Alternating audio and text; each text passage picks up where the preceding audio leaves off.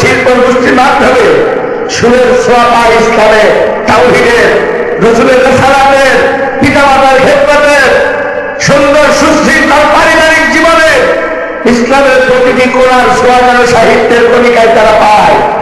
এই বড় আশা নিয়ে আমরা এলাকার জন্য সুরের সোয়া শিল্প গোষ্ঠী আমার উপদেশেই তৈরি করেছে।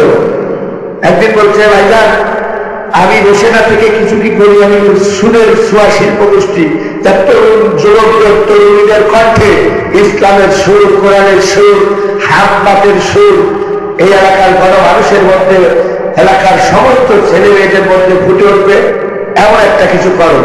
এরপরে আপনারা ইত্যাদি যারা লাইভে ইন্টারনেটে দেখেন, ইতিপূর্বে আমাদের প্রত্যেকটা কোণায় মানুষ তৈরি করা শুরু করেছি।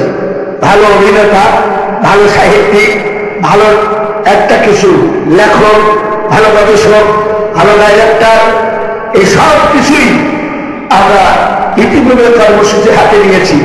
বাংলাদেশ জামাত ইসলামের হাতে নিয়েছে যে মসজিদ মিশন, ইসলামী সাংস্কৃতিক মিশন, ইমাম বিভাগ, প্রত্যেকটা জায়গায় এক একটা বিভাগে ভাগ করাতে প্রতিটি মানুষ ইসলামের প্রতিটি কোণা দাওয়াত তারা জায়গায় বসে পাচ্ছে। সুবহানাল্লাহ জনতা। প্রিয় ভাইয়েরা, সেই সঙ্গে ভবানীপুর বাজার, বলরামপুরের ব্রিজ ক্যাম্পের পাশের ওই ব্রিজ পার হয়ে এই ছেলেটি একটা ছোট্ট রোগ নিয়ে বসে থাকে, কিন্তু নজর থাকে গোটা 64টা জেলায়।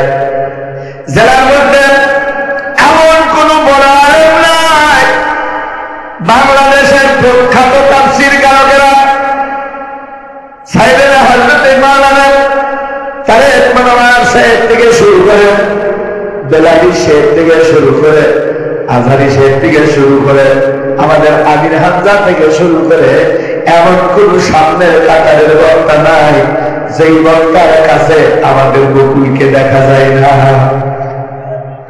মিথ্যা হলে দাঁড়িয়ে পড়ে। আমি যদি মিথ্যা বলে আপনি দাঁড়িয়ে পড়েন, রাস্তা ভাই আপনি মিথ্যা বলছেন, কথা বলেন। যারা নেট চালান, হয়তো আজকে রাত্রে যাচ্ছেন তারেক মনোয়ারের সাথে, জরুরি ঠিক না? এমন দেখবেন আমার ভাই হয়তো দেখে থাকবে, আমার বকুল তারেক মনোয়ারে খাওয়াই দিচ্ছে, তারেক মনোয়ার বকুলকে খাওয়াই দিচ্ছে। এটা অনেকের কপালে হয় না। একই মঞ্চে রাখছে, বকুল ওয়াজ করে নেমে গেছে, গোলাম রব্বানির সামনে আম লোক বসতে চাচ্ছে না। সুবহানাল্লাহ। এরা বকুলের প্রশংসা করছি না, ওই পর্যন্ত নিয়ে যেতে হলে আমার অনেক রাতের ভোগ কামাই করতে হয়েছে, আমার গলাটা ব্যথা করতে হয়েছে, আমাকে অনেক বড় ভাইয়ের ভূমিকা পালন করে করতে হয়েছে, কিন্তু একবারও লাগেনি, মন খারাপ করেনি, হাসি মাখা মুখে আমার সব রকমই সহ্য করেছে। এর জন্য আমি অকৃতজ্ঞ নই, আবার আমি তার প্রতি রাগান্বিত নই।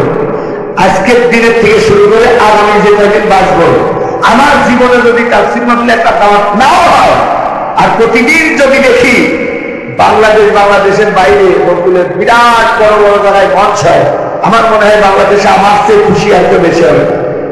একজন খুশি বেশি হতো, এই ঈদগাহ মাঠে তার জানাজা হয়ে গেছে, যারা বলেন ঠিক কিনা?